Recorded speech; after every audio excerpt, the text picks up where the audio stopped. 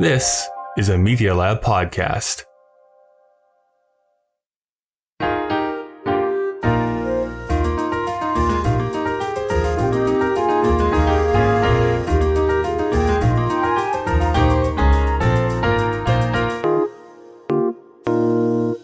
Welcome to Putting It Together, the podcast that goes through the entire body of work of Stephen Sondheim, show by show and song by song. My name is Kyle Marshall, your self-described Sondheim expert. Now, I might be sounding different, you might be hearing some big noise in the background, and that is because I am currently sitting in New York City. Last night, I finally went and saw Company on Broadway, which feels like it's been like 10 years in the making, but it's only been actually 2, and it was such a good time.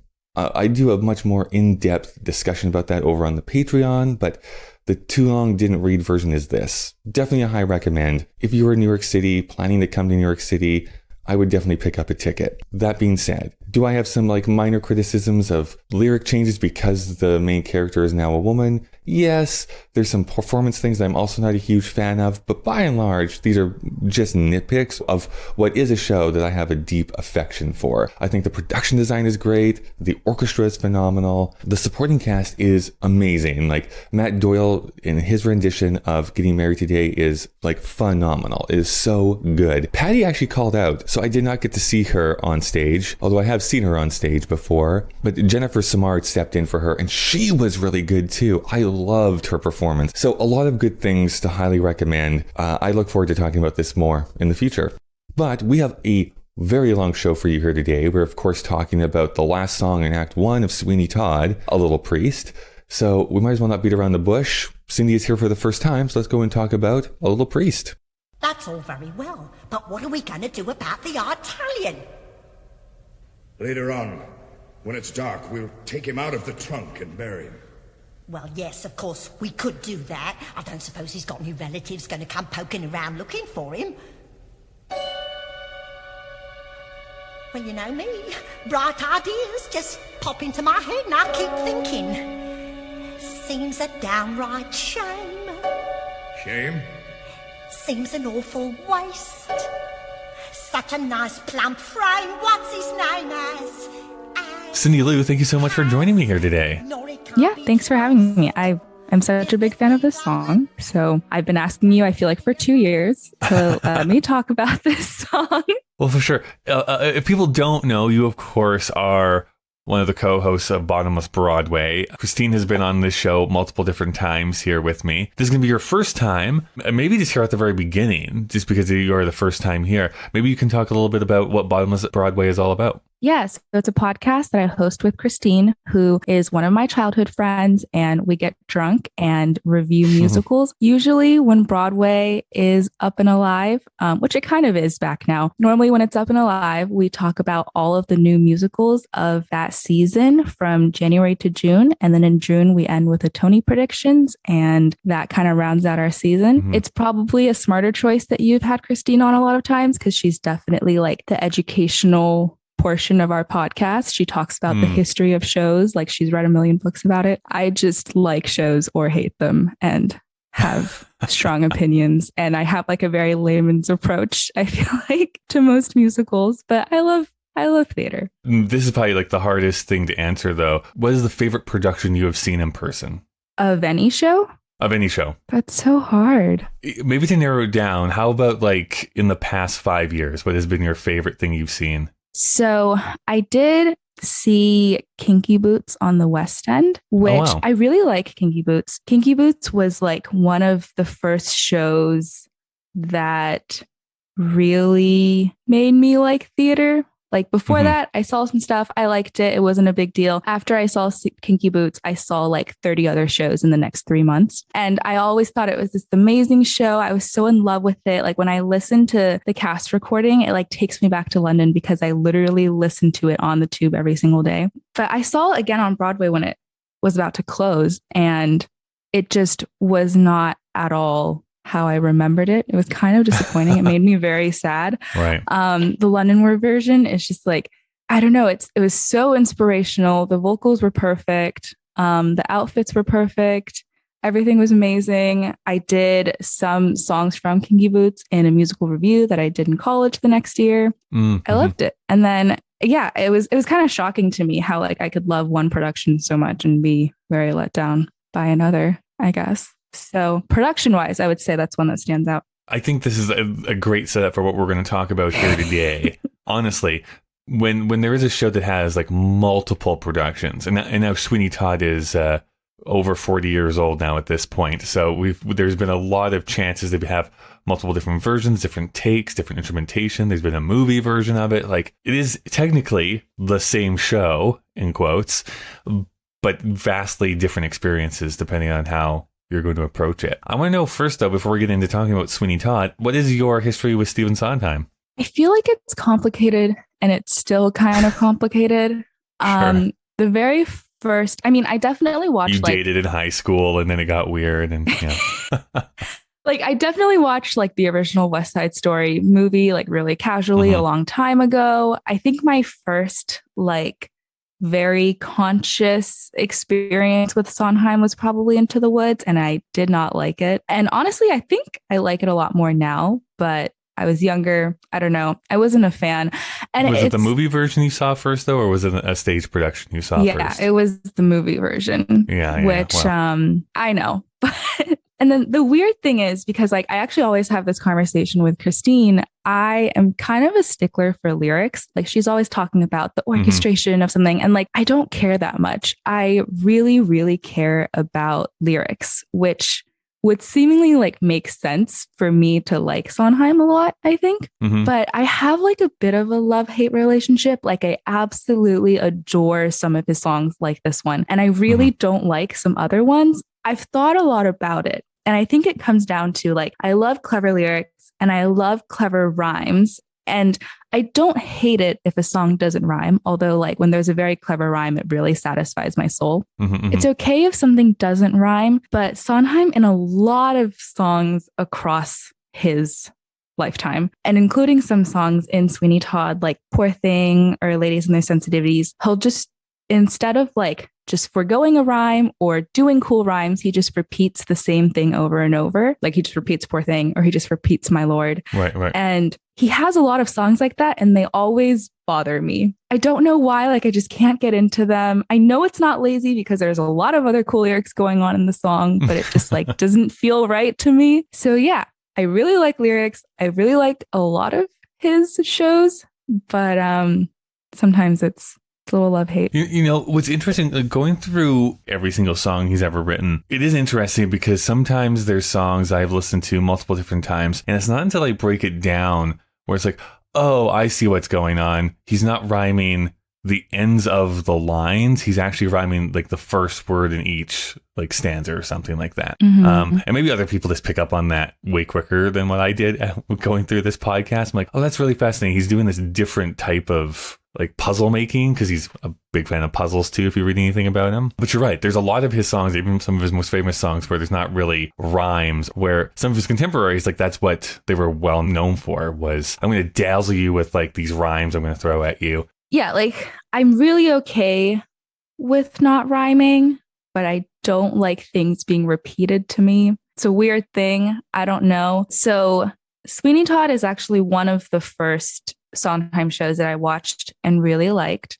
And then weirdly, I would say... Was that again the movie version? No. So I actually saw the Barrow Street production downtown in Manhattan. And I watched the movie version specifically for this because I'm actually I scare very easily, but I do like crazy people. So it's a weird, it's a push and pull. Right. So I've always known about the movie. I've listened to the recording of the movie, but I never watched the movie in full until just a couple weeks ago. But I love the Barrow Street production. And then I would say like the second Sondheim show I really liked was Roadshow, which no one really raves about that much, but is one of my top Sondheim shows, maybe. You'll come on and talk about 5 of the songs from that show. So that... Great. Yeah.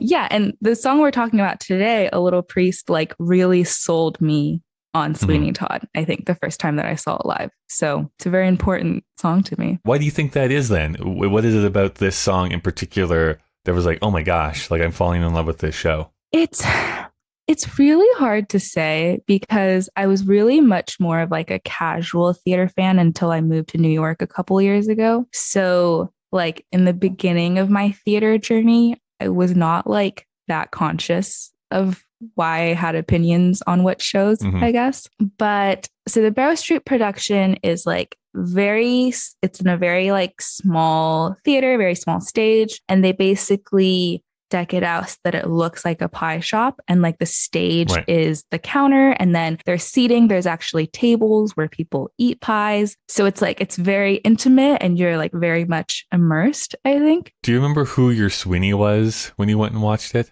You know what? Hold on. Give me like 2 seconds. Good, you got it. Okay, I have it. I just wanted to make sure I had everyone correctly, and I have the playbill with me. So my Sweeney Todd is Hugh Pinero.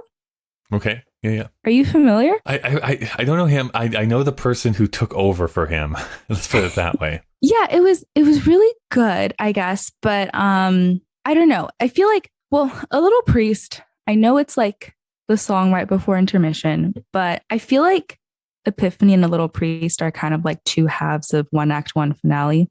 Little bit for me. And it was just like then that the show really picked up, because a lot of it, like you go in knowing what Sweeney Todd's already about. It's like a very famous story. Like the first act is 2/3 of the show and primarily set up. So there are a lot of good songs. There are a lot of good scenes, and there's like a lot of like good acting scenes, but just like watching it, I didn't really know how I was going to go into intermission feeling until Little Priest. It's a morbid song, but it's like so clever and so funny. It actually sends everyone into intermission in like kind of a weirdly good mood, even though we know like terrible things are about to happen. It's so clever, and it just really sold me on the show because it took me in this like emotional direction that I was not expecting when I was watching the first act, I think. Yeah.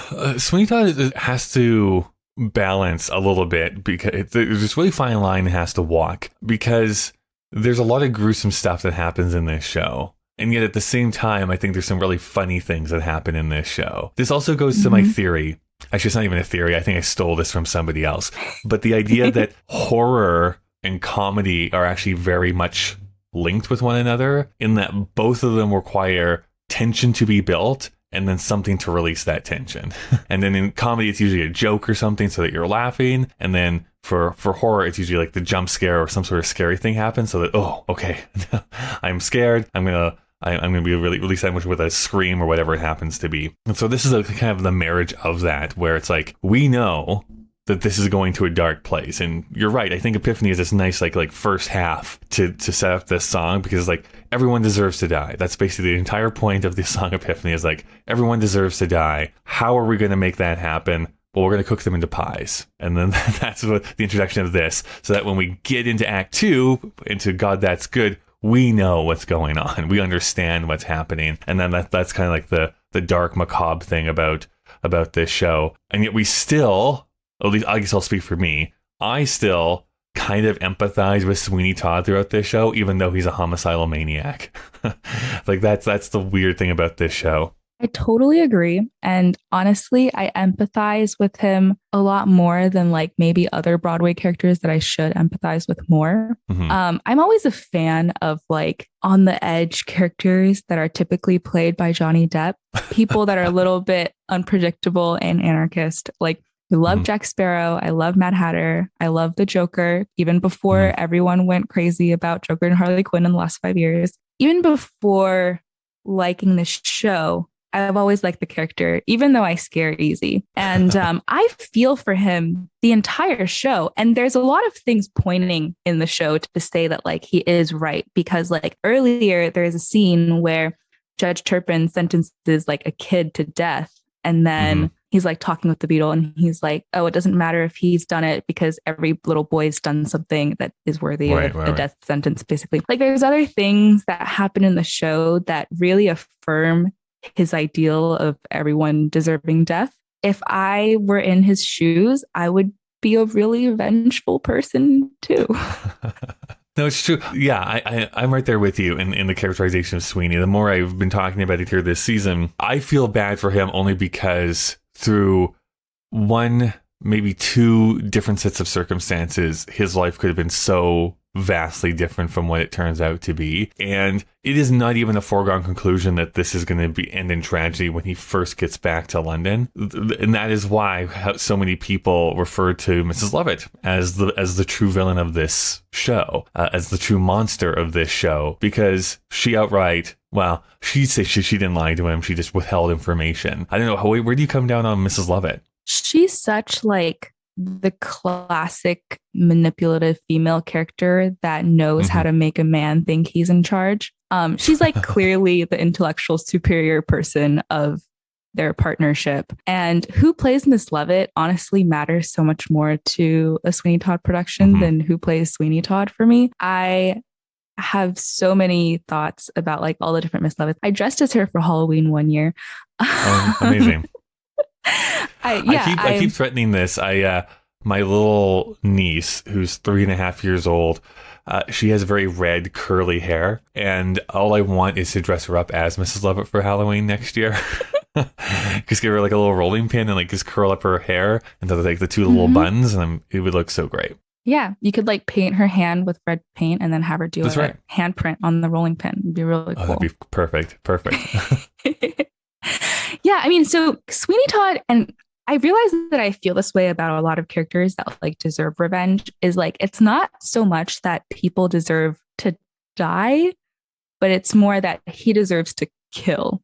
Like, I feel really bad for him. I'm not saying that like all the innocent people he killed deserve to die, but like it feels like he deserves to do something bad. Mrs. Lovett, on the other hand, like we don't know a whole lot about her history. I have so many feelings about her character in A Little Priest, I guess, because earlier on in the show, she keeps on telling Sweeney Todd to like calm down. She's like, relax, vengeance will come. You don't have to like be so hasty. When he first kills Pirelli, she's like, oh my God, I thought you went crazy. Why would you kill an innocent person? So it seems like she's kind of a good person. And like at this point, we don't know that she lied to him about his wife and everything. So like it seems like she is obviously in love with Sweeney, but is not crazy and seemingly a good person. Like it seems that way. And the way I kind of see it is like, she's always been more crazier than she lets on. And it seems like she tells Sweeney Todd, like, calm down, don't kill people 3 times. And 3 times he's like, no, no, no. And she's like, you know what?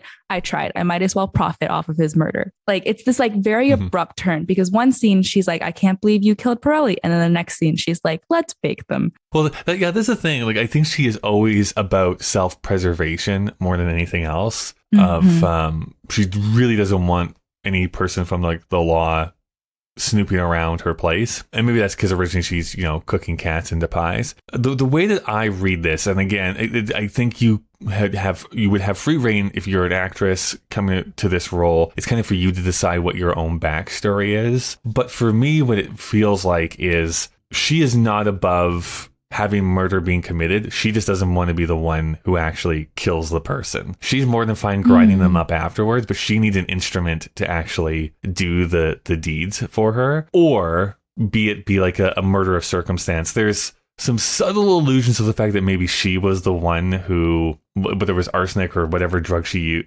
was that made Lucy, like Sweeney Todd's wife, go crazy or lose her mind, I guess, if we're going to use a Sondheim allusion. But I think she does have this evil in her, but she's not the one who's going to be wielding the razor. She likes to be in the background, so she has plausible deniability against everything. But it seems like in this case, she's like very much implicated in this crime, right? Well, that's the thing. I think for her, because you even see that in the second act where Sweeney has the key, and I'm not allowed down in the cookhouse, and I can't do this over here, even though she can. Like, all that stuff is untrue. She's lying. But I think it's her be like, oh, he overpowered me. He forced me to do this. I didn't actually want to do this. That's how I've always kind of read it, is that she's just so manipulative that she'll just make up whatever story it is to whoever she's speaking with. Interesting. That kind of makes sense, I guess, because I was always like a little bit confused by like why she locks Toby and just like waits and tells Sweeney Todd to kind of take care of it. So I guess that kind of makes sense. But I don't know. I always also just felt this entire time she's kind of trying to impress / seduce him. Yeah. So there's like that whole side where I'm also not sure if like she's being very crazy because he likes it or something. Yeah. Have you ever watched the pro shot version with Angela Lansbury as Mrs. Lovett? Yes. So not all of it, but most of it. I've seen like the on tour pro shot with Angela Lansbury. Yeah. I've also seen a couple of scenes of the West End version and also Patty's version. I've seen a lot of them. Anyways, what's your thought about? I was only bringing it up is like, this is kind of the best example of an actor or actress just being so perfect for the role. And it was written for her, I understand too. But I mean, like, I think Angela Lansbury, at least in her version of this character, kind of plays it almost in that perfect way. Like, she exudes this like daffiness of like, oh, I don't know what's going on. Like, I'm talking a mile a minute and I'm so unfocused about everything, but actually is super aware of everything that's going on, and she's like playing out 17 scenarios in her head before she kind of decides, oh, this is where we're going to go and this is how we're going to do it. And you see her facade drop only a couple of times throughout that show, I think, for her, like, her real feelings and stuff like that. Whereas other Mrs. Lovett that I've watched either play it much more like seductively, like, right, she's almost trying to be like that siren, I guess, to like woo Sweeney over to her, and play more of the seductress type of idea. I don't think there's a right or wrong way. That's not my point. My real point is that I think that for Angela, I think she understood the character as being like, she's using comedy and flightiness for a very particular reason, to make it seem like she is this kind old woman who couldn't possibly hurt a fly, but is actually the one who's orchestrating everything. It's funny you say that, because she kills a lot of flies in her first. That is true. her first scene. And roaches and stuff that are around. Yeah. You know, this is like definitely an unpopular opinion, but the first time I heard her in the cast recording, I didn't like it at all. I liked seeing the pro shot of her a lot more. Yeah. And I was actually kind of surprised by that. And part of this is definitely because it's like wish fulfillment, I guess. But I really like Patty's take on Mrs. Lovett. Well, I initially did from the cast recording, and I thought the original Broadway cast recording was my favorite. But yeah, watching the pro shot, I liked it a lot more. And I think it's because I understand that she's like fooling Sweeney Todd, but I don't like it when Mrs. Lovett is played to be like really submissive or really pathetic sounding. Not to say that that's like not a valid take on her character or anything, but Patty is like a lot more sure of herself, and she really leans into the humor. Like, she laughs all over the soundtrack. Yeah, and she does, she does. And yeah, she sounds very sure of herself. She's like more flirty, she's more coy, and she definitely like leans into the seductive side, but I don't think it's over the top yet. She just like, you can clearly tell something is up. And Angela Lansbury in the cast recording, I thought she sounded like kind of a pathetic character. Like, she's just like truly could not be at a lower point in her life, and she's like a little cuckoo sounding, and is just like, she plays it kind of desperately, maybe. Yeah, I didn't really like that take on Mrs. Lovett, but watching how she pulls off the character in the pro shot, I can see what you said about her a lot more. And then on the flip side, I do love Helena Bonham Carter, but I feel like she really leans into the seductive side of the character. Yeah. And also, she and Johnny Depp have collaborated so many times that I think they have a natural chemistry that didn't necessarily help this movie, because it's not supposed to be like a very obvious romantic connection between the two of them. Yeah. It's supposed to be very one-sided. It's supposed to be a little bit crazy. And the chemistry between the two of them is like maybe a little bit too much for how these characters are supposed to play off each other. Yeah, it's interesting. Like, my unpopular opinion is that I actually like the Johnny Depp movie. A lot of Sweeney Todd diehard people hate it. Like, they think it's awful. And I think for an adaptation, I think it actually does some things pretty well. I even like Helena Bonham Carter for the most part, but I think she is actually the weakest vocally on the entire album, except for this song. I think she does great. Yeah, she does great on this song in particular. But like, you know what? I'm going to take that back. I'm going to walk that back. My comment I just made. It's not that she's weak vocally. I just don't like how she interprets some of the songs in this score. In particular, like Worst Pies of London, I think, and this is not her choice either for all of this, but like that one gets rushed through, I think, a little bit too quickly, even though it's a fast song. It whips through. I wish they allowed her to be a little bit more comedic instead of the seductress through the entire movie. Because I think, again, you need that kind of interplay between comedy and seductress for this role to be pulled off and stuff. But by and large, I like that movie, is what I'm trying to say. I actually do like the movie. I like it as a Tim Burton movie. And in terms, I think as a movie, it does a lot of things right.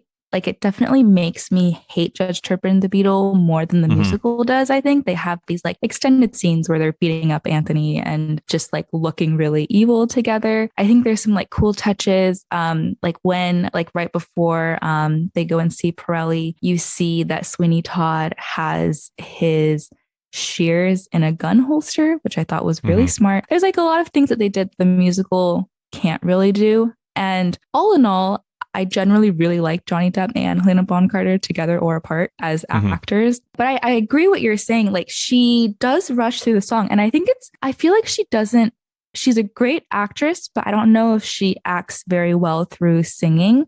Like, she's like very laissez-faire. She's very laissez-faire through the entire Worst Pies of London. And she doesn't like stress anything. That's one of my favorite parts about Patty's version, and is like when Sweeney Todd first takes that first bite of pie and she's like, "Isn't it disgusting?" And she like yells it in his face. She like, I think her humor is so on point. Like, she knows what to stress. And Helena Bonham Carter is just like, la la la la, pies. End scene. Yeah. I guess before we jump into the lyrics here, then, as far as like an Act 1 closer, in general, do you think this works as an Act 1 closer? I mean, I definitely thought it did.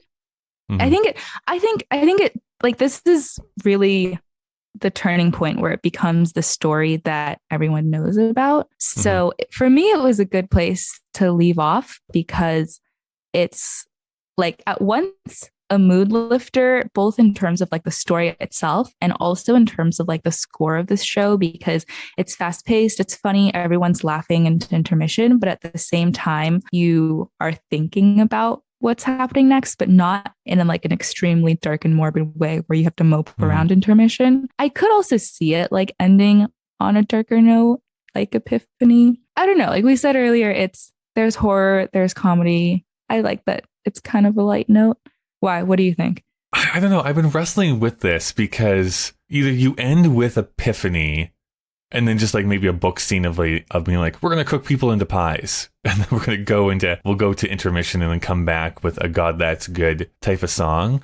But it's interesting because I've been talking a lot about West Side Story here too, as we're recording this. So like that show ends with like a rumble in Act 1, 2 dead people on stage. Like, I mean, so you could end it on a downer note. Like other shows have done that, of ending kind of on a downer. But I think in the spirit of this show, I think it works best if it's like, here's our 2 basically leads of the show who are like fantasizing about all these people they're going to cook into pies. And there's like this intricate rhyme thing. So I think people can go into intermission being like, that was funny. At least I would.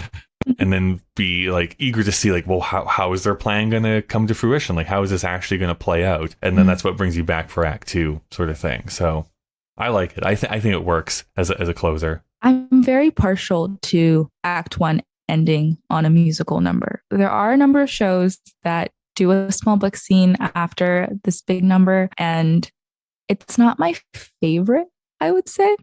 Right. So like if it ended on Epiphany and then did a book scene, yeah, like that wouldn't be my favorite take. And I like ending on Epiphany is, I don't know. To me, it's not really what this show is about. It would have to be like, this is truly a show about Sweeney Todd and not a show about the legend of Sweeney Todd that we all know. Right. Because like Epiphany is very much for him. We're not talking about pies yet. We're not even like there. It's just like him freaking out. And do I care about him that much? I don't know.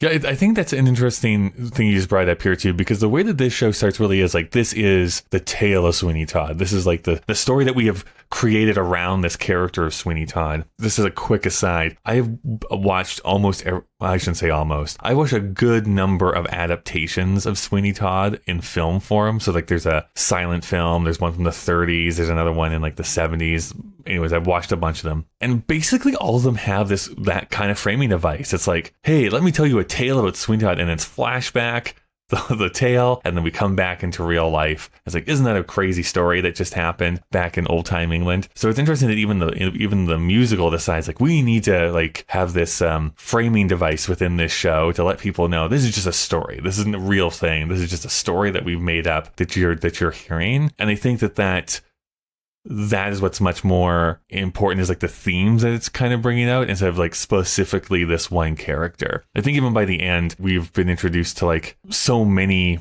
I don't know, characters and thoughts and feelings that like the reductive is like, we know revenge is bad, like, but also there's all this stuff about I don't know, like the lower class versus the higher class, the religious overtones of Dickensian England and stuff like that. So there's all this other stuff that I think is fascinating about this show that's trying to communicate, but it's not really in your face about it either. They get to talk about it in the wrap up of like this guy who's murdering people. I think that's what the interesting part about it is. I never felt like the Ballad of Sweeney Todd communicates that this is a fake story, to be honest. Like, it doesn't explicitly say that. And I actually think it's really creepy. Well, so at least like in the production I saw at Barrow Street, the cast was like 7 people. So It's like the same 5 people singing the Ballad of Sweeney Todd every time. And it's very intimate. And the lyrics are very intimate because it talks about like how his skin looks, how his eyes look, like how his room looks. It honestly made me feel like we were like hearing from, what's the word I'm looking for? Firsthand sources. Right. So I always felt like the Ballad of Sweeney Todd was like really creepy, and it was coming from people that like just saw the police drag away their bodies from the bake shop. Sure. And like not so much that it was saying that it was false. Although like I know it's kind of like Jack the Ripper, where it's like a lot of people historically have thought it's a true story. So maybe they're just trying to not freak you out. It's like kind of breaking of the fourth wall at the beginning when Sweeney says like, and that's the play and we wouldn't want to give it away. Like he's kind of saying like, we know this is just a play that we're putting on here for you. And then we kind of get into the story proper itself. So, but that doesn't really happen again until the very end of the show either, until someone like breaks the fourth wall again. Right. I mean, if I were a guy in Victorian England and someone published a short story about Sweeney Todd during an era where people were actually still shaving with knives, I would just let my beard grow. You know, I would never get shaved ever again. I would be like, maybe that's a story, but you never know. It could give someone an idea. Not going to mess with it. I'm just going to let it grow. I think that's the only smart thing to do, to be honest.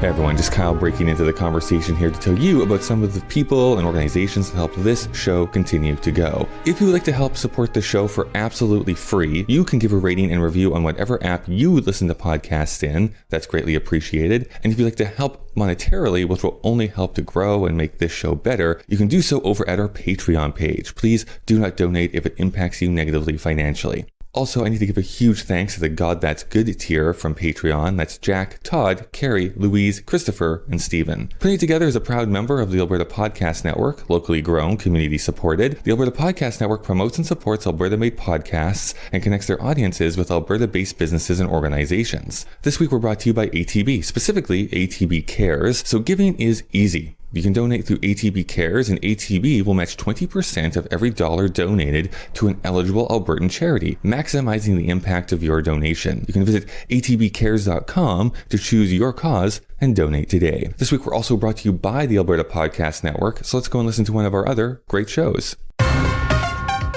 Hi, my name is Kyle. I'm Dave. And I'm the machine. And we do a podcast called Kyle and Dave versus the Machine. It's a podcast where a sentient machine is forcing us to watch movies in order to prevent it from initiating the apocalypse. Although, Dave, you and I tend to talk about the ideas of the movie rather than the movie itself. Well, it's the machine's fault, like everything, and by effect your fault, Kyle, that you've invited me, and this is the only thing I like to talk about. I mean, I'm not going to face the apocalypse alone, so you seem like a good patsy to bring along with me. If you wanted somebody that was going to give you some hope, you picked the wrong person. Kyle and Dave vs. the Machine is a proud member of the Alberta Podcast Network, locally grown, community supported. New episodes are out every Friday.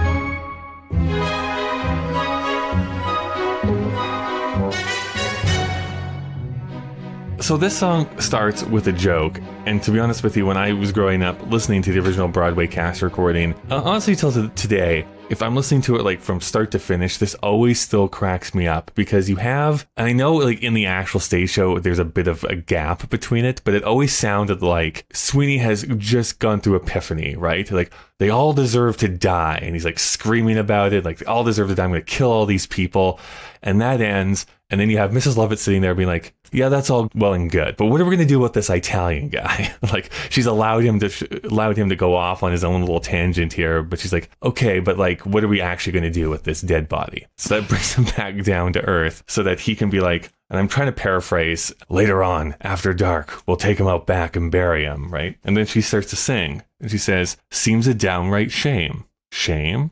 Seems an awful waste. Such a nice plump frame, what's his name has, nor it can't be traced. Business needs a lift, debts to be erased. Think of it as thrift, as a gift, if you get my drift. No? Seems an awful waste. I mean, with the price of meat what it is, when you get it, if you get it. Oh. Good, you got it. Take, for instance, Mrs. Mooney and her pie shop. Business never better, using only pussycats and toast. And the pussy's good for maybe 6 or 7 at the most. And I'm sure they can't compare as far as taste. And then Sweeney Todd says, Mrs. Lovett, what a charming notion, eminently practical and yet appropriate as always. Mrs. Lovett, how I've lived without you all these years, I'll never know. How delectable, also undetectable, how choice, how rare. While Mrs. Lovett is singing, well, it does seem a waste. It's an idea. Think about it. Lots of other gentlemen will soon be coming for a shave, won't they? Think of all them pies. Oh, yeah. Of course we could do that. Don't suppose he's got any relatives gonna come poking around looking for him. Seems a downright shame. Shame. Seems an awful waste. Such a nice plump frame, what's his name has, nor he can't be traced. Business needs a lift, debts to be erased. Think of it as thrift, as a gift, if you get my drift. Seems an awful waste. I mean, with the price of meat, what it is, when you get it, if you get it. Ah. Good, you got it. Take, for instance, Mrs. Mooney and a pie shop. Business never better, using only pussycats and toast. Now a pussy's good for maybe 6 or 7 at the most. And I'm sure they can't compare as far as taste. Mrs. Lovett, what a charming notion, Well, eminently it does practical seem yet a appropriate as always. Mrs. Lovett, how I've lived without you all these years, I'll never know. Think How about it. delectable. Lots of other gentlemen will soon be coming Also for a shave. undetectable. Why they think How of choice, all how them rare. pies. For what's the sound of the world? I know a favorite lyric of most people I've talked to is has, had, has. Can't really get Right. any better than that as far as one word can. It's so smart of her. And yeah, I feel like when you read their dialogue separately from each other, because in the show, it's like already forming a melody, they're talking over each other. But when you pull out what they're saying apart from each other, Mrs. Lovett is really pushing the envelope until Sweeney Todd is like, I get it. And then she's like, oh, it's just an idea. Like, I'm just being stupid, whatever. But like, wouldn't it be great? So it's just like, I feel like there's a very clear moment when she starts pulling back because she's like, I've planted the seed and my work is done. She has to try twice to like get him to understand what she's really saying without her coming out and saying it explicitly. There is, of course, the callback to Worst Pies in London, where she's like, with the price of meat, what it is when you get it, if you get it. So that's a callback to that song, but it really is asking like, if you get what I'm saying.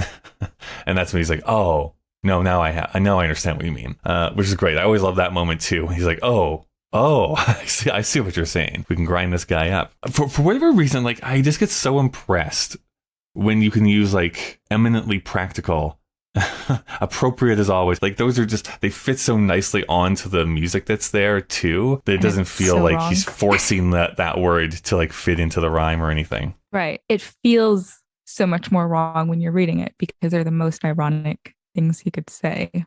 Mm-hmm.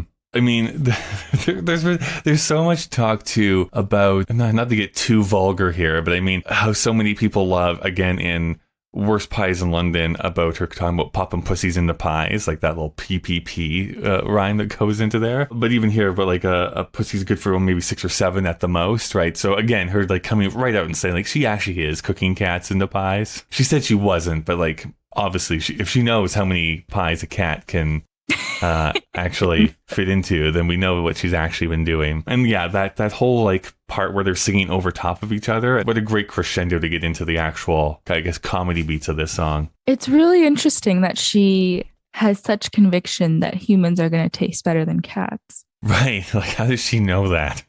Yeah. I mean, like, first of all, she's not supposed to know what a cat tastes like. Yeah. She's not supposed to know what a human tastes like. Yeah, and I always thought it was even interesting that she was so sure that cooking people was going to make her business successful, because if she's doing the same thing that Mrs. Mooney is doing, she's not nearly as successful. It seems like her shop already has a terrible rap. So I'm actually curious about the logistics of how she turned it around. I've always found it like a little bit eerie that she's like, yeah, they're going to taste better. Maybe she's taking a taste here and there in her life. Who knows? Actually, that's the other thing that someone was talking to me about is like, do you think that Sweeney and Mrs. Lovett actually eat the pies themselves? I don't think so. Because it's never shown that they do in the show, but do you think they actually do? It's so interesting. I thought you were going to say something about his her late husband. Well, that's another thing. Like there is also the theory that that's how she comes to this so quickly, is that this is what she did to her husband. So she understands the process of doing it. Interesting. I always thought no. I'm going to say I really don't think Sweeney Todd does. Right. I think he's insane because he's bent on revenge, which is a very different type of insane that Mrs. Lovett is. Mm-hmm. And he seems to like, even like the Battle of Sweeney Todd is like his needs were bare, blah, blah, blah. He doesn't have a bed. Like, I just imagine him just like doing the bare minimum to stay alive. Like, I feel like he has a slice of bread and a glass of water and sleeps on hardwood floor next to his killing chair. You know, like, I don't really see him eating pies. Like, I don't ever see him trying to like enjoy a meal or eat more food than is needed to stay alive. Yeah. Mrs. Lovett, I'm really not sure. Recently, when I was watching the movie, I felt like she wasn't, because when she takes Toby down to the room where the grinding happens and he's like, oh, can I have a pie? And she like kind of pauses for a second and she's like, sure. It seemed like just the way she said it was, I don't know, it sounded like something she would never do. Right. But there are also like parts of this song and other parts of the show where it would speak against that, I feel like. Well, talking about that, this is how we continue on. It's a back and forth here, but Sweeney starts by saying, for what's the sound of the world out there? What, Mr. Todd, what is that sound? Those crunching noises pervading the air. Yes, Mr. Todd, yes, all around. It's man devouring man, my dear, and who are we to deny it in here? These are desperate times, Mrs. Lovett, and desperate measures are called for. Here we are, hot from the oven, and she's imagining to taking out a pie. Doesn't actually exist, and Todd goes, what is that? It's priest. Have a little priest. Is it really good? Sir, it's too good, at least. Then again, they don't commit sins of the flesh, so it's pretty fresh. awful lot of fat, only where it sat. Haven't you got poet or something like that? No, you see, the trouble with poet is how do you know it's deceased? Try the priest. Oh, what's the sound of the world out there? What, Mr. Todd, what is that sound? Those crunching noises pervading the air. Yes, Mr. Todd, yes, all around. It's man devouring man, my dear. Then who are we to deny it in here?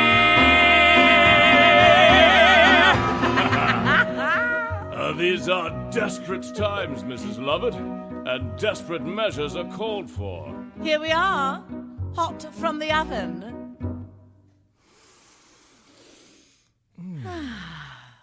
What is that? It's priest. Have a little priest. Is it really good? Sir, it's too good, at least. Then again, they don't commit sins of the flesh, so it's pretty fresh. Awful lot of fat. Only where it's sat.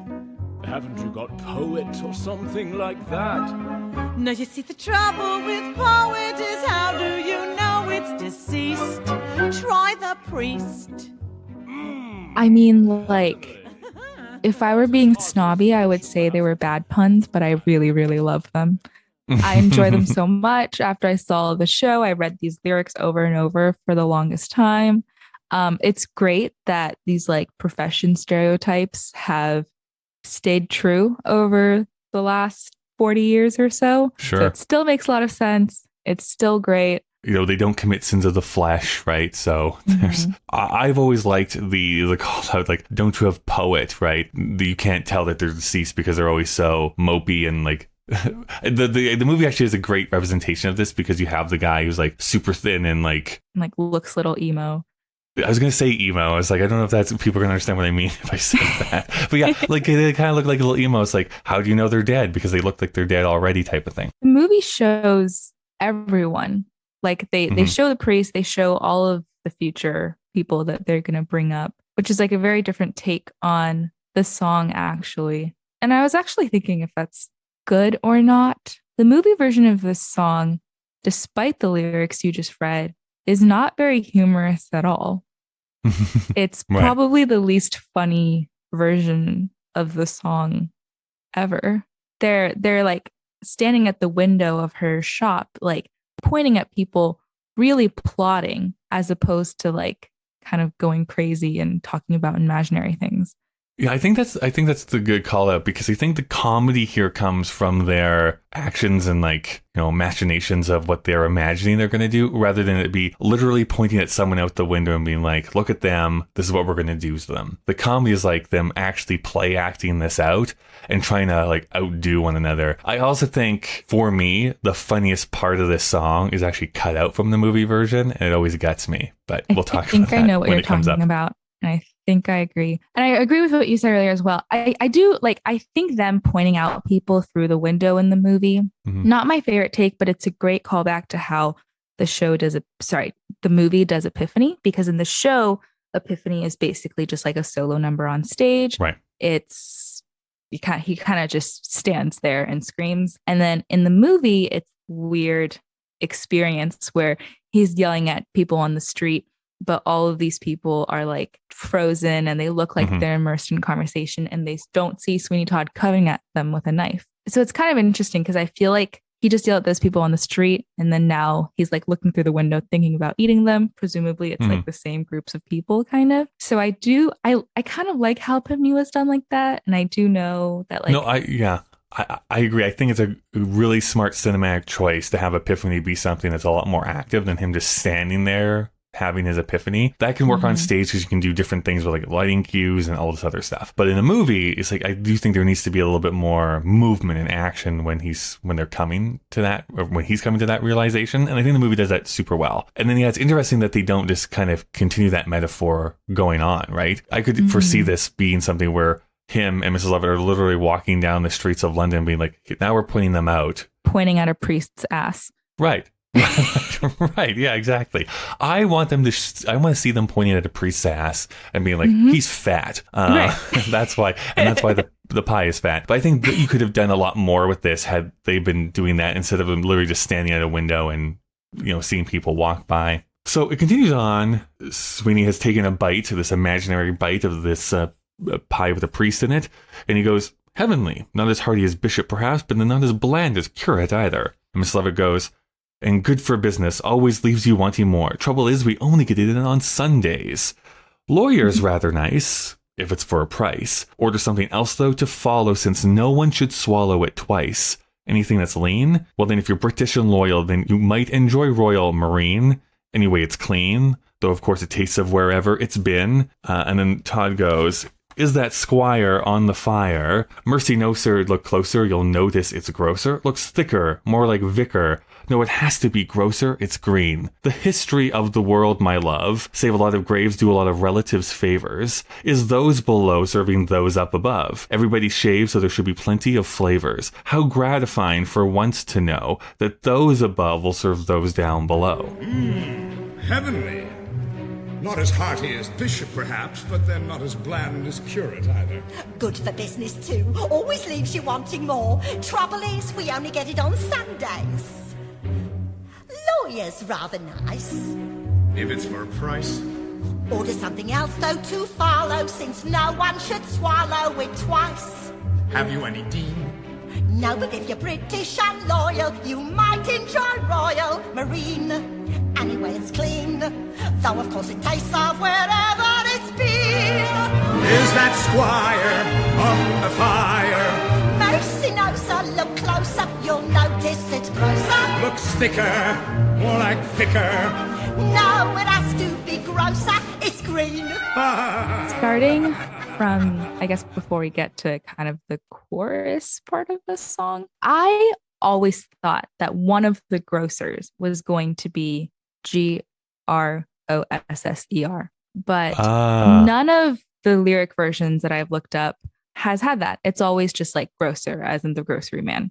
Yeah, that's right. It's said twice, and there's so much going for it to mean like, oh, this is gross, because first of all, it's cannibalism, and they're not particularly impressed by everyone they're eating either. They're like, this guy's fat, this guy smells like the sea, like blah, blah, blah. That is, sorry to break in. That is that interesting thing you just called out, where like, yeah, most of these pies, except for the priest actually, are like, this is gross or this looks disgusting. Yeah.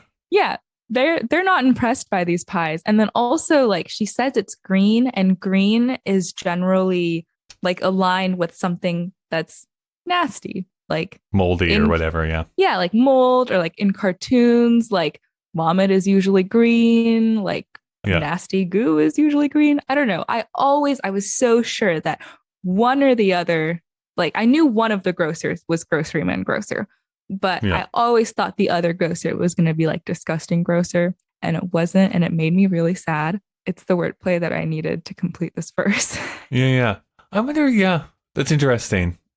Maybe it's a misprint. Who knows? But I like that. I like that idea of her just being like, no, that's gross. Like Grosser, right? That's grosser. It's green.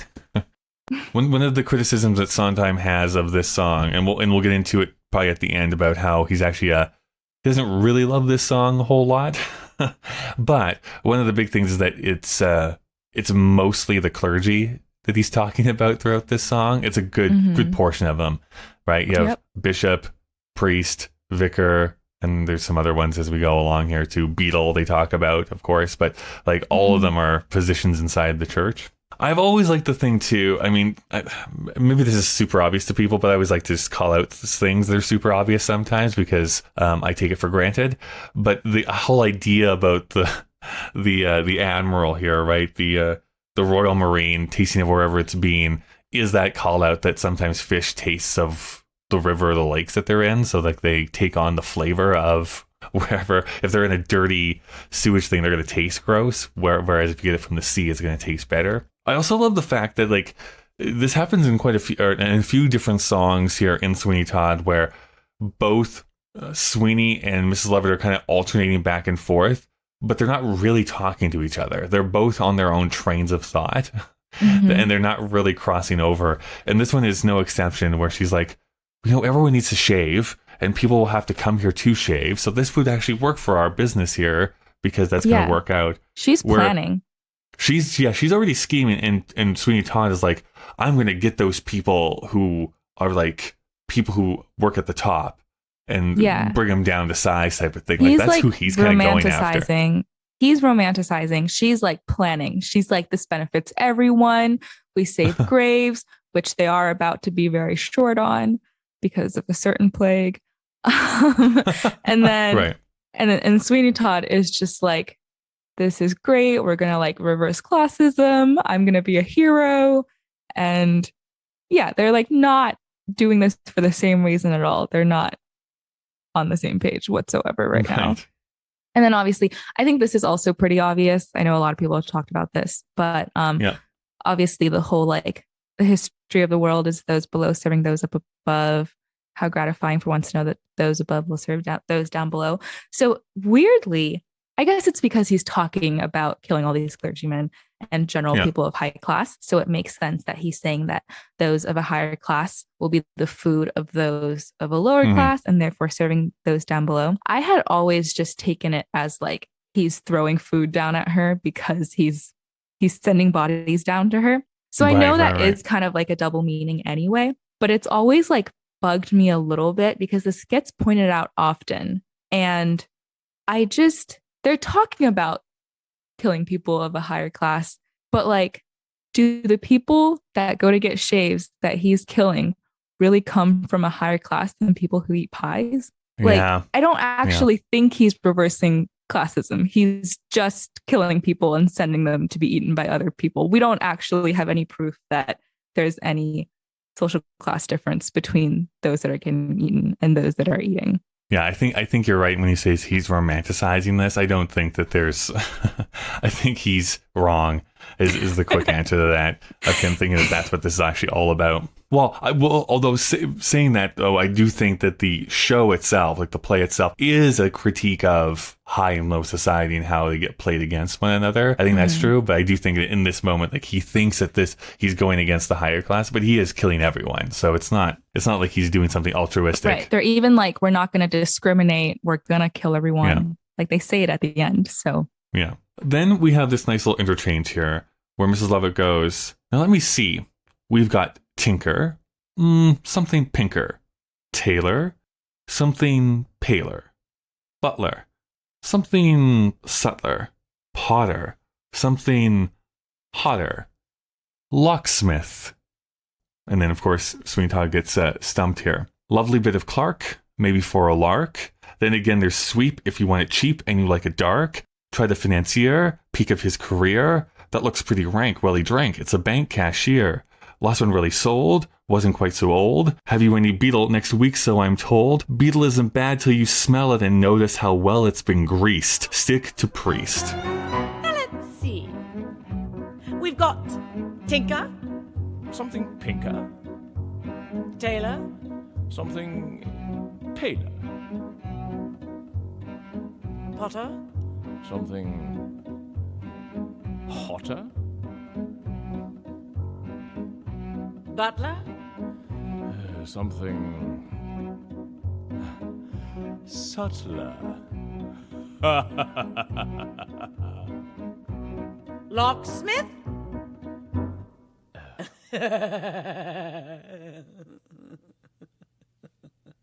Lovely bit of Clark. Maybe for a lark. Then again, there's Sweep if you want it cheap and you like it dark. Try the financier. Peak of his career. That looks pretty right. Well, he drank. Now it's bank cashier.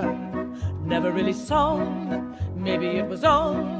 Have you any beetle? Next week, so I'm told. Beetle isn't bad till you smell it and notice how well it's been greased. Stick to priest. This bit is missing from the movie. Yes. Right? Yes. Yeah, this is the part in the movie that they cut out.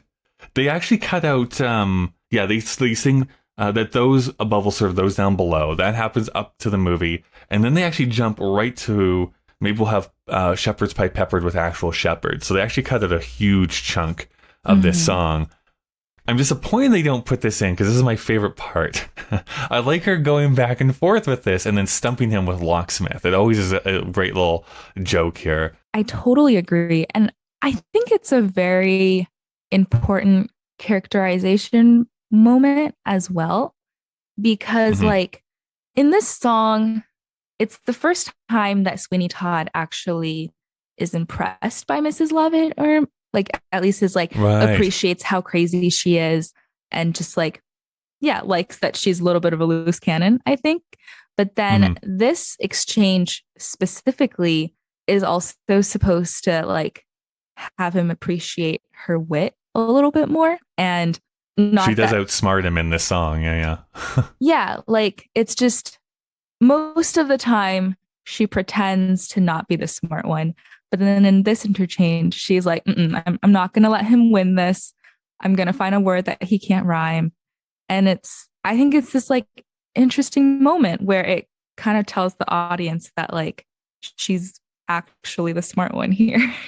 No, I agree 100%. For some reason, in the Patti LuPone, Michael Cerveris version of this song, they swap two of the lines. They do the Butler Potter? And the Potter lines. So they do she does Potter first, and then she does Butler.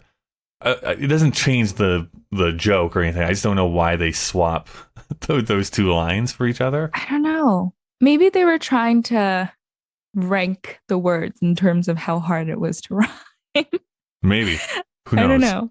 The other note here, so if you ever read the lyrics, it will look like Sondheim is not using two rhyming words, because if I was to be here in North America, it looks like I should be singing lovely bit of clerk, maybe for a lark.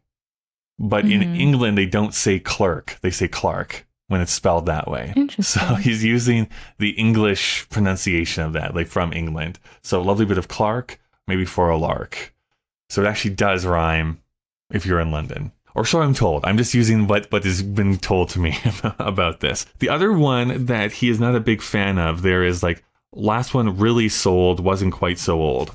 And he writes in the book, Finishing the Hat, this couplet has always dissatisfied me, chiefly because of the word really, which is both unnecessary and clumsy.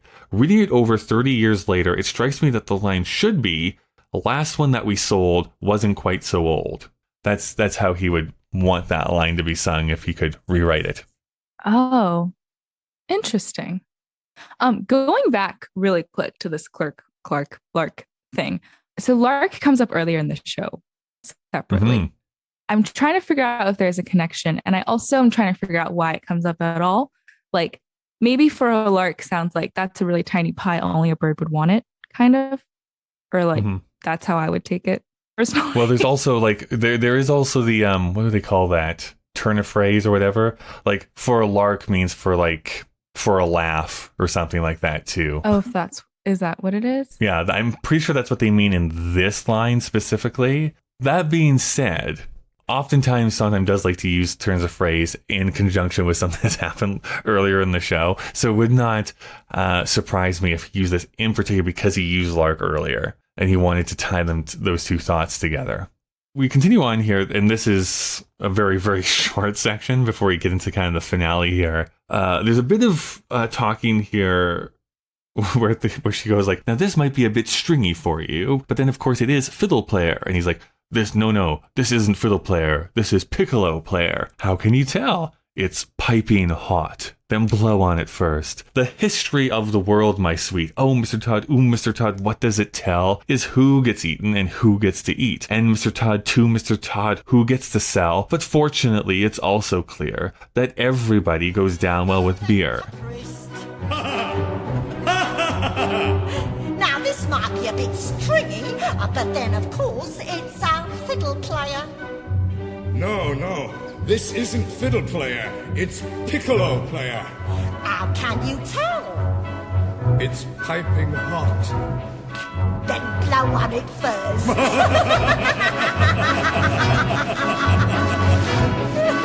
The history of the world, my sweet. Oh, Mr. Todd, what does it tell? Is who gets eaten and who gets to eat. And Mr. Todd, who gets to sell? But fortunately, it's also clear that everybody goes down well with beer. I actually forgot to point out something from the last section really quick. Yeah. Just the part where Sweeney Todd is like, do you have a beetle? And Mrs. Levitt says next week, so I'm told, because Sweeney Todd is supposed to kill the beetle within the week.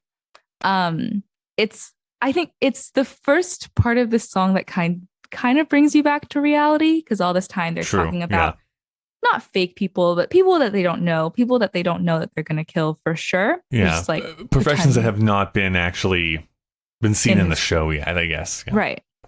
And then she's like, yep, you're going to kill the beetle and I'm going to cook him next week. And it's like a very grounding part of the song. But I think like shoved into the middle of all of the great puns that they're saying and the comments on society and everything that's going on, it works so well. And it's not like a morbid grounding. It's it's kind of like when they say it, I almost feel like it's kind of badass when Mrs. Levitt is like, next week. It makes me want to root for them the way that you would root for like the bad guys in a heist movie. Like when you root for thieves in a heist movie, I'm just like, yeah, kill that guy. Like they sound like so confident and they sound like they know what they're doing. And it sounds like it's going to be fun. It sounds like they're plotting something that's like technically morally bad, but is going to right some kind of wrong. Like, I don't know. It really like fires me up. No, it's great. Yeah, I think it's kind of this song kind of picks up at that point here too. Yeah, I agree. I remember first listening to the original Broadway cast, I was wondering like, ooh, I wonder if this is like another breaking of the fourth wall, a little bit of them saying like, hey, like it actually is going to happen here pretty soon, and we're just going to foreshadow it here in the middle of this song. But I mean, they have already made the plan, right? Within the week, we're going to kill the judge and the beetle. The whole fiddle player, piccolo player bit is pretty funny. That's great wordplay. I don't really know what else. I mean, I like the line that everybody goes down well with beer, although I don't know if there's a lot to point out there. No, I think it's perfect. Here's how we end here. There's a little bit of, again, some book scenes here, which is Mrs. Levitt going, since Marine doesn't appeal to you, how about Rear Admiral? Too salty. I prefer General. With or without his privates? With is extra. And then finally she offers him one last pie, and Todd goes, what is that? It's fop, finest in the shop, and we have some shepherd's pie peppered with actual shepherd on top, and I've just begun. Here's the politician so oily, it's served with a doily, not one, put it on a bun. Well, you never know if it's going to run. Try the friar, fried it's drier. No, the clergy is really too coarse and too mealy. Then actor, that's compactor. Yes, and always arrives overdone. I'll come again when you have judge on the menu. And then the quick little book scene that happens there, like, wait, true, we don't have judge yet, but would you settle for the next best thing?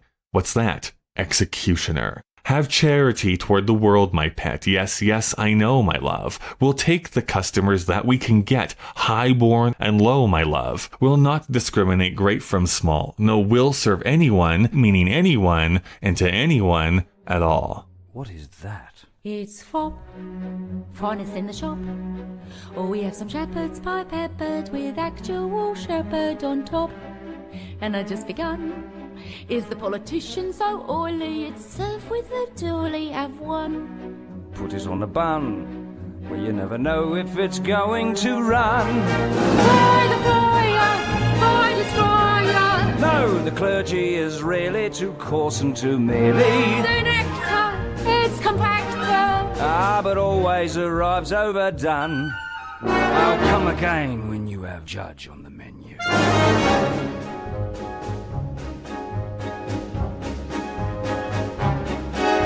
Have charity towards the world, my pet.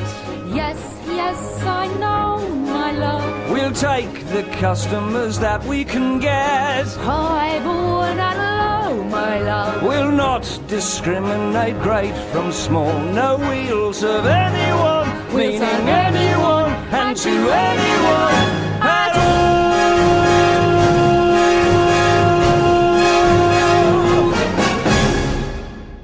I think it's perfect.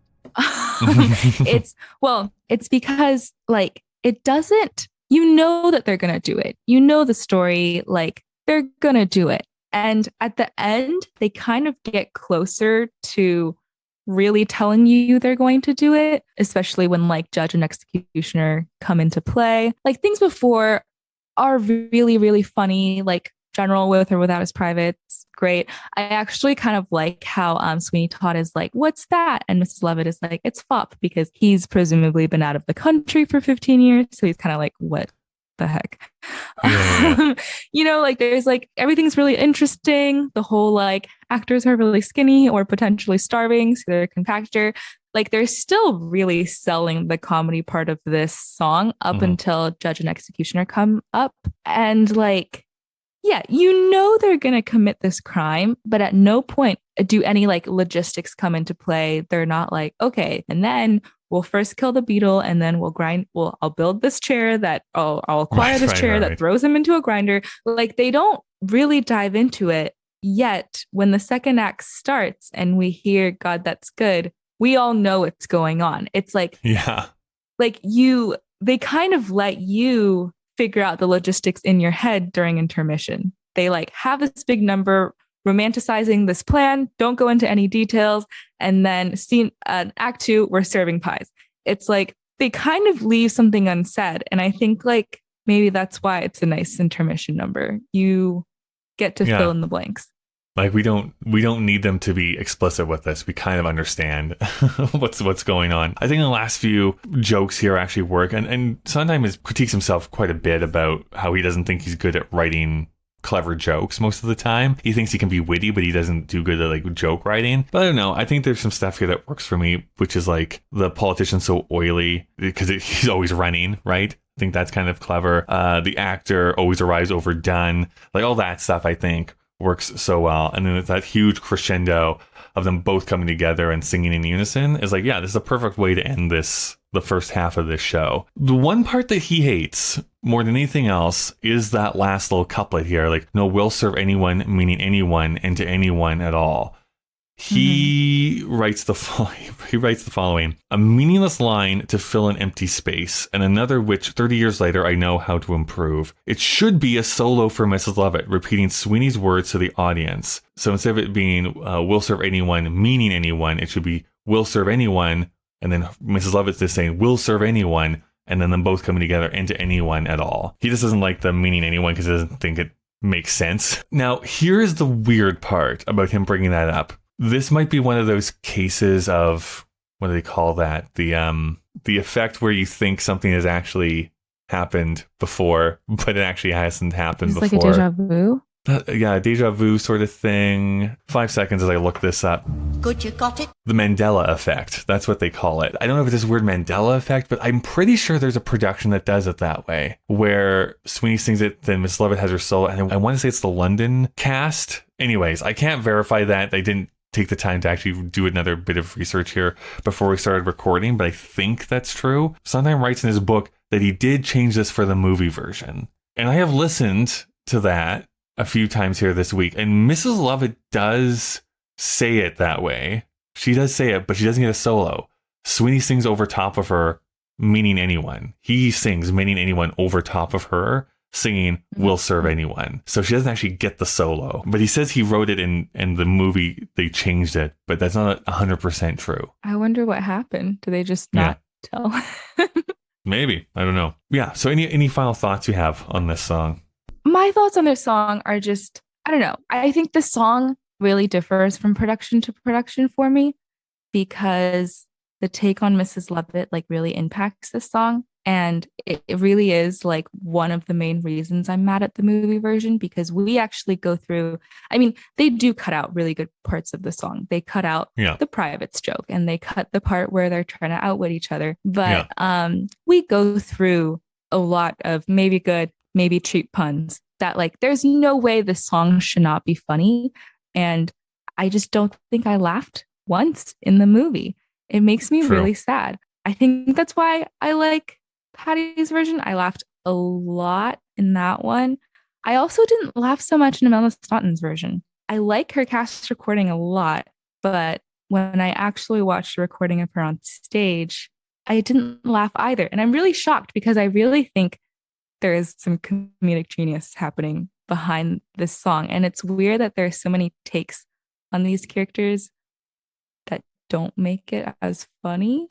Yeah, it's interesting how like performer, director, songwriter all together don't guarantee something working unless you have like kind of that magic formula. I don't know how many times I've seen that where whether it's a movie adaptation, I'm not just a musical, like a play or something that I'm pretty familiar with, or a revival play or something like that from something I've seen before. And it's like, why isn't this working? It's the same thing that you're doing, and yet for some reason this isn't landing at all. So yeah, it takes a lot of talent to make sure it works. I think for Helena Bonham Carter, she's still like playing this very aloof character.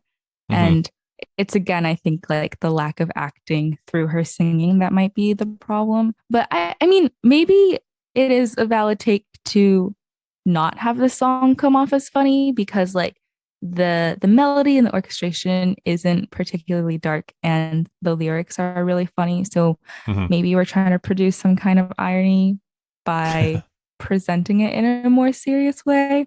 I don't know. But I think the mood of the song really sets up intermission in the second act. So, I mean, actually, earlier you were saying how you felt like Helena Bonham Carter was the weakest vocally in the movie. What do you think of Johnny Depp? Maybe saying weakest vocally again is like is saying the wrong thing. I like how I like how Johnny Depp performs Sweeney in the movie. Do I think he has a great voice? No, I do not. But what's interesting, and again, this is why I like the film adaptation a little bit more, is I can't remember what the exact lyric is now, but there is in the ballad, they talk about Sweeney, about him having like this weird eye, but he's also soft of voice, is what they say. And yet Sweeney has always been like this huge baritone singer. So it's like this weird disconnect. And the movie actually makes him be soft voiced. Exactly how even though the ballad isn't actually in the movie version, interestingly enough. So it actually doesn't matter at that point. I think because you're using so many like different close-ups and stuff in that movie, you don't need them to be shouting at you. It actually works better if they're kind of in their lower registers and they're not doing like the standard thing you would see on a Broadway stage. That's for me how I'm justifying why I like the performance, even though like I probably will never pick the movie version to be like my go-to recording of this to listen to. I read that no one actually checked if Johnny Depp could sing, which I thought was hilarious. Apparently Sondheim was like, I need to check if Helena Bonham Carter can sing because she was already with Tim Burton and he was worried that Tim Burton was just suggesting his wife. So he was like, I need to test her. But then no one apparently tested Johnny Depp until they started making his costumes, which gives me a lot of anxiety. But if you like a more soft-spoken Sweeney Todd, what do you think of Michael Ball's version? Because he's like the only tenor. I don't know if I've heard it. I don't know. I can't comment on that. Oh, you should definitely check it out. It's not my favorite, but the one where Imelda Staunton does it is with Michael Ball. She's dressed very different. It almost doesn't look like it's Victorian. She's dressed a bit more modern. She doesn't really have like crazy Victorian garb or like her messy bun hair. It's very different. She's very clean and she seems a lot less like cuckoo and crazy looking. It's a weird take. I almost feel like she's too sure of herself, and honestly, like in A Little Priest, it's a little too clear for me that like she's the mastermind, and she also has this butch vibe that makes you feel like she could beat Sweeney Todd in a fist fight. It's very weird. And then where Sweeney Todd is played by Michael Ball, who's a tenor, and there's actually a cast recording, like you can find it on like Apple Music or whatever. Executioner, have charity toward the world, my pet. Yes, I know, my lord. We'll take the customers that we can get, high-born and low, my lord. We won't discriminate great from small. No, we'll serve anyone. We'll serve anyone. And to anyone at all.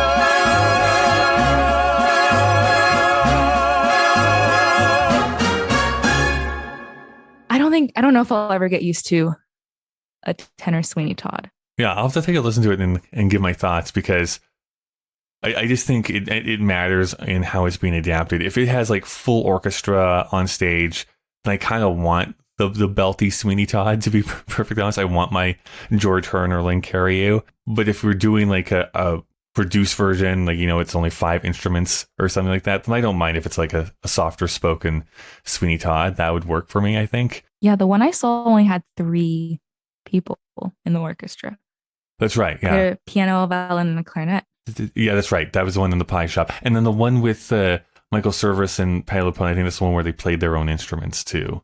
I think that was a John Doyle thing that he was doing for a while. Kind of as a last word here, Sondheim writes in his book about him trying to construct this song. And basically he was trying to come up with a bunch of 1-syllable professions that could go between the different stratas of society, so from lower to high class. Mm-hmm. And he said, so apart from the ones I actually used, all I could come up with were things such as dean, smith, thief, scribe, and cook for the professions, and page, groom, peer, lord, duke, and earl for the social positions. I can't believe there aren't dozens more, but I spent a significant number of hours trying to find them. And how many rhymes are there for smith and duke? Even cook and groom have their limitations. 2-syllable professions are plentiful. Doctor, dentist, mason, plumber, porter, valet, etc. And they didn't have to rhyme, as in the lawyer's rather nice line that I used. I did find a way of using a few of them, but once I'd set up short lines and an increasingly intricate rhyme scheme to avoid monotony, I was a bit stuck. All of which is a defensive explanation of the occasional clumsiness and flatness of the jokes, as in the financier and the politician sections. Moreover, as a sharp-eared friend of mine pointed out, in England, politicians don't run for office, they stand. And a bun is a sweet bun, not a hamburger roll. So he doesn't like the fact that he used technically the wrong words for the British people over there either. That is a Little Priest. I think we're both pretty high on it. If for you, though, like in the entire score of Sweeney Todd, is this like top 5, middle 5 for you? It's definitely top 5 for me. I would say like the song that I left the show thinking about and like listening to on the subway home the first time I saw it. When I listened to the cast recording more, and as I watch like pro shots and other stuff online, there are like more songs that stick out to me, like my second and third time through. But my first time through, it was definitely like my number 1. I just like Sondheim has plenty of like quick-witted, fast-paced songs, but I can't really think of anything, especially anything that closes out Act 1, that's quite like Little Priest in any show that I've seen. Yeah, it's a little bit different. I have to say, I am like the most basic person in the entire world, because for so many Sondheim shows, I end up on my first listen loving the songs that are broadly popular and that Sondheim himself usually doesn't like.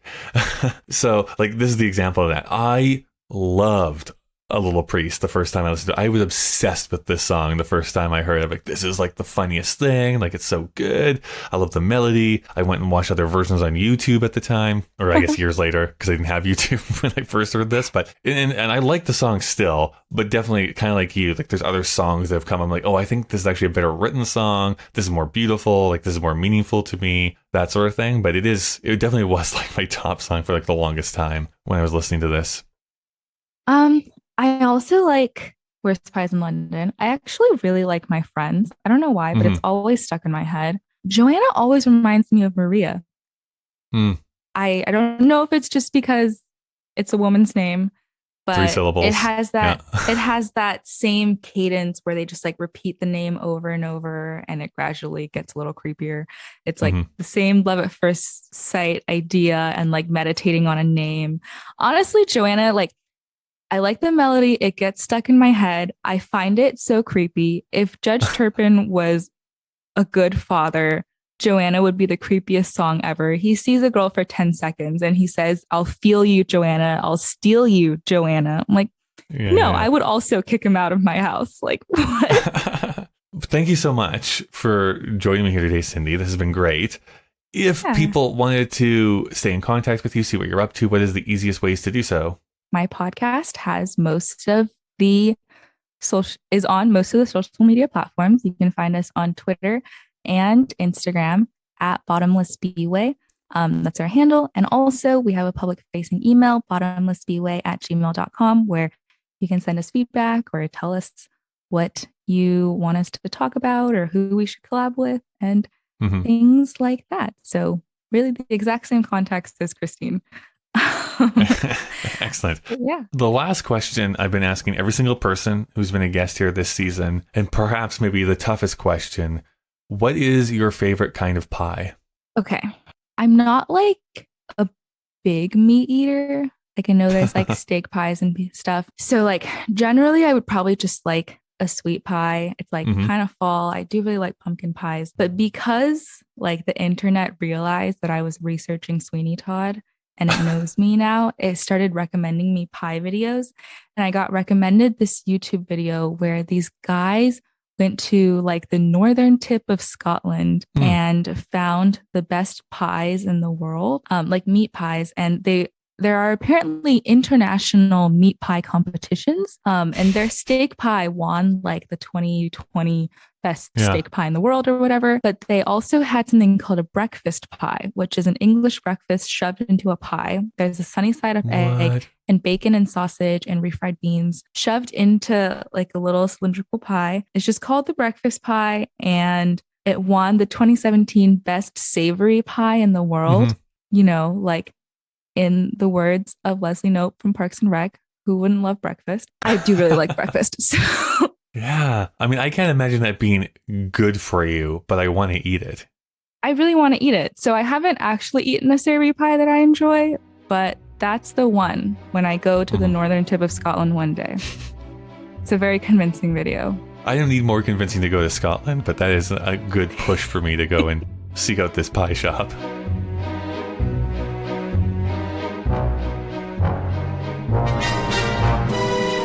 Thank you so much for listening. You can send emails to puttingittogetherpodcast@gmail.com. You can also follow Sondheim Podcast on Twitter and Instagram. And you can support the show on Patreon by going to patreon.com/puttingittogetherpodcast. Thank you to the Alberta Podcast Network and to ATB this week. Putting It Together is available on Apple Podcasts, Google Podcasts, Spotify, and pretty much anywhere you can get podcasts from. Consider subscribing so that you never miss an episode. Next week, we're going to start our intermission period between the two acts of Sweeney Todd, and you're going to be hearing my interview with Joel Fram, the music director of Company on Broadway. It is such a good conversation. I'm really looking forward to sharing that with you. As always, a big thank you to the great Chris Taniguchi, who designed the podcast artwork, and to Nick Driscoll for composing our theme music. Well, we've reached the end of our episode. Yes, I know. Goodbye for now.